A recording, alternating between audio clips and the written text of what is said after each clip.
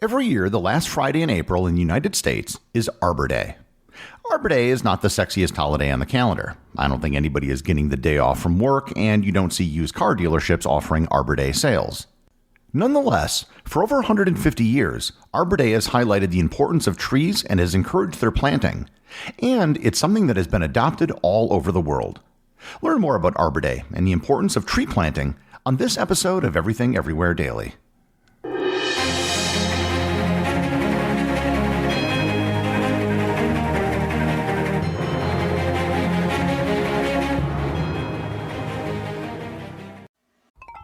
Thanks to the Xfinity 10G network, my little brother's friends won't leave our house. When I was their age, internet with basically no interruptions was a pipe dream. You sound like my grandpa. Restrictions apply. Not available in all areas. This episode is sponsored by BetterHelp. If you're one of the many people who have been struggling with your mental health, then BetterHelp is here to help. BetterHelp is an online service that connects you with licensed therapists who can offer you support, guidance, and personalized therapy from the comfort of your own home. With BetterHelp, you can communicate with your therapist through text, phone, or video calls, making it easy and convenient to fit therapy into your busy schedule. And therapy isn't just for people who may have experienced trauma. A therapist can help you become more self-aware and the best version of yourself. Take the first step towards feeling better today and join over 1 million people who've already taken charge of their mental health with BetterHelp. If you sign up today, in most cases, you'll be matched with a licensed therapist within 24 hours. And if for whatever reason your therapist isn't a good fit, you can switch therapists at any time for no additional charge. Visit betterhelp.com/everywhere to get 10% off your first month. Once again, that's BetterHelp, HELP.com/everywhere. The importance of trees has been recognized throughout history. Perhaps the best example of this is the country of Lebanon. The flag of Lebanon proudly displays a cedar tree. The cedars of Lebanon were known throughout antiquity, having been mentioned in both the Epic of Gilgamesh and the Bible. Lebanon cedars were highly prized for shipbuilding, and over 2,000 years ago, Lebanon was already facing severe deforestation. One of the first documented attempts at forest preservation was initiated by the Roman Emperor Hadrian. In order to protect the remaining cedar forests, Hadrian issued a decree in 135 that prohibited the cutting down of cedar trees in the area surrounding the Temple of Jupiter in Heliopolis, today modern-day Baalbek in Lebanon. This decree was inscribed on a marble tablet discovered in the late 16th century and is now housed in the National Museum of Beirut. The inscription reads in part, quote, "These trees are under the protection of the emperor. Let no one cut them down." One of the first recorded efforts to actually try to plant trees and engage in reforestation was taken in 1594 in the Spanish village of Mondoñedo, and the first tree planting is commemorated with a small monument there today. In 1805, another village in Spain, Villanueva de la Sierra, held a tree planting festival under the direction of a local priest. The modern Arbor Day got its start in a very unlikely place for tree planting, Nebraska. Nebraska, for those of you who are unaware, is in the Great Plains, and it doesn't have a lot of trees. I've driven all across Nebraska, and it is hours and hours of grass and prairie. The originator of Arbor Day was Julius Sterling Morton. Morton was born in 1832 in upstate New York, and at the age of 22, he moved to the newly created Nebraska Territory in 1854. The Nebraska Territory included parts of what are now the states of Nebraska, South Dakota, North Dakota, Wyoming, Colorado, and Montana. After arriving in Nebraska, he quickly became a leading figure in the territory, and he was appointed the Secretary of the Nebraska Territory by President James Buchanan in 1858 at the age of 26. He was later appointed the acting governor of the Nebraska Territory in 1861 and was also the Secretary of Agriculture under President Grover Cleveland from 1893 to 1897. Despite his accomplished career, the thing which Morton is best known for is Arbor Day. Morton loved trees, so much so that he was angered at people cutting down live trees to be used as Christmas decorations. Morton personally oversaw the planting of trees on his 160-acre property in Nebraska City, Nebraska. He believed that trees would serve as effective windbreaks, protect crops from erosion and overexposure to the sun, and could provide fuel and building materials. The planting of trees and their benefits, he felt, was especially important in a treeless place such as Nebraska. On January 4, 1872, Morton proposed to the Nebraska State Board of Agriculture that a special day be set aside for the planting of trees. The board agreed, and on April 10th of that year, the first Arbor Day was held in Nebraska. It was estimated that over 1 million trees were planted on that day, with prizes given to individuals and counties who planted the most trees. The word Arbor Day comes from the Latin word for tree. The original idea was actually Sylvan Day, which is the Latin word for forest, but it was decided that arbor was more inclusive in that it encompassed all trees. Arbor Day quickly spread. In 1874, it was proclaimed by the governor of Nebraska, and in 1885, it was declared an official state holiday. The idea of Arbor Day quickly spread beyond Nebraska, however. Within just a few years, there were multiple states which were conducting tree plantings on Arbor Day. One of the people responsible for the spread of Arbor Day was Birdsey Northrup of Connecticut. The National Forestry Association appointed him to promote Arbor Day around the country and around the world. Northrup personally traveled to Japan, Australia, Canada, and Europe, spreading the message of tree planting and Arbor Day. And his efforts were successful. Just 20 years after the first Arbor Day, it was observed in every U.S. state, except for Delaware. Arbor Day received another big boost in 1907 when President Theodore Roosevelt issued his Arbor Day proclamation to the school children of the United States. In it, he said, quote, "It is well that you should celebrate your Arbor Day thoughtfully, for within your lifetimes, the nation's need of trees will become serious. We of an older generation can get along with what we have, although with growing hardship. But in your full manhood and womanhood, you will want what nature once so bountifully supplied and man so thoughtlessly destroyed." End quote.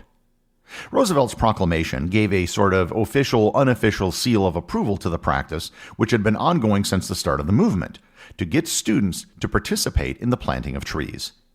In 1972, President Richard Nixon issued a proclamation encouraging Americans to observe Arbor Day and to, quote, reaffirm their dedication to the protection and preservation of our natural resources. That same year, the Arbor Day Foundation was established, dedicated to promoting tree planting. It was founded by John Rosenau, a Nebraska farmer and conservationist. Today, Arbor Day or its equivalent is recognized all over the world. It isn't an official holiday in most places, and it's a different sort of holiday in that it isn't a day that celebrates or commemorates a past event. It's a day of doing something. The date that is recognized changes from place to place, as the best day for tree planting might not be the last Friday in April everywhere. Likewise, it isn't necessarily always called Arbor Day. In some countries, it's simply called Tree Planting Day, but the purpose is the same. Tree planting is something that is pretty non-controversial and that almost every country can get behind and benefit from. Australia has had an Arbor Day since 1889, and it's observed in June. The state of Victoria has actually recognized an Arbor Week that began in the 1980s. Canada's Arbor Day was established in 1906 by the former Ontario Premier Sir George William Ross. Today, various provinces have their own day for tree planting, usually in April and May. Like Lebanon, Canada has a tree very prominently displayed on their flag. Canada has Maple Leaf Day on the last Wednesday in September, which falls in the middle of National Forest Week. The United Kingdom began Tree Planting Week in November 1975. The history of trees and forests in Great Britain could be an episode of its own, but suffice it to say that the island used to be heavily forested, and over time, almost everything was cut down. One of the reasons why British coal mining expanded in the 18th century was due to deforestation. There was just no longer any wood to burn. The UK's first proper Arbor Day was observed on February 6, 2020, by Myerscough College in Lancashire. New Zealand had its first Arbor Day in 1890. One of its biggest supporters was Dr. Leonard Cockayne, who promoted the planting of native trees and the elimination of non-native species. The number of countries that have some sort of arbor or tree planting day is too long to list in this episode, but most countries, found on every continent, have some sort of day dedicated to tree planting. So, what is the benefit of planting so many trees? Well, the benefits are numerous. The obvious one that most of you are probably familiar with is carbon sequestration. Trees are composed largely of carbon, and almost all of the carbon that makes up a tree comes from CO2 in the atmosphere. One of the single biggest and easiest things which can be done to reduce CO2 levels in the atmosphere is just to plant more trees.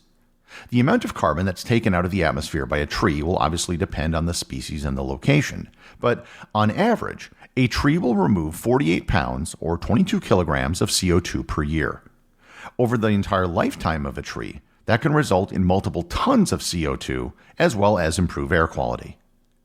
Trees play a major role in stopping soil erosion, which was often caused in the first place by deforestation. One initiative in Africa is to plant trees to create a green Great Wall in the Sahel, just south of the Sahara Desert. This would stop the expansion of the Sahara and the desertification of productive land. Ethiopia is one African country which has taken tree planting very seriously. Over the past 120 years, the amount of forested land in Ethiopia has gone from 20% to just 4%. On July 29, 2019, the entire nation of Ethiopia joined in a tree planting effort, which resulted in 350 million saplings being planted in a period of just 12 hours. That was just one day. The total number of trees that Ethiopia wants to plant number in the billions. Likewise, India has taken an aggressive approach to tree planting as well. Ethiopia's 2019 effort was a response to breaking India's 2017 record of planting 66 million trees in just under 12 hours. Trees can also be an important part of the beautification and quality of life in many cities. Cities without trees are considered bleak and industrial. Cities with trees are considered lush and inviting. One of the biggest initiatives of the National Arbor Day Foundation is Tree Cities USA. Tree City USA is a status that cities can achieve by meeting certain requirements regarding tree care and tree planting. To date, there are over 3,400 cities with a Tree City USA designation. No one would deny that trees are extremely important. That's why the planting of trees and the observance of a day for planting trees has become so universal. The benefits of trees are numerous, and we literally couldn't live without them. So, wherever you are and whenever Arbor Day is celebrated near you, take the opportunity to go outside and plant a tree. The executive producer of Everything Everywhere Daily is Charles Daniel. The associate producers are Thor, Thomsen, and Peter Bennett. Today's review comes from listener Kyle over on Apple Podcasts in Australia. He writes, "Really enjoy your show. Hi Gary, I'm a Kiwi living in Australia, and I really enjoy your show and have been listening since the beginning. Regarding Anzac Day, in this part of the world we don't view it as a celebration, but it is most definitely a commemoration, lest we forget. I look forward to hearing more of your shows. Keep up the good work, Kyle." Thanks, Kyle. I've had a few people from Australia and New Zealand give similar feedback to yours. You are, of course, correct. I didn't mean to imply that it was a day to be celebrated. I think I very clearly outlined the somber reasons for the observance of the day. And any indication of it being a happy day was the result of poor word choice on my part. Remember, if you leave a review or send me a boostagram, you too can have it read on the show.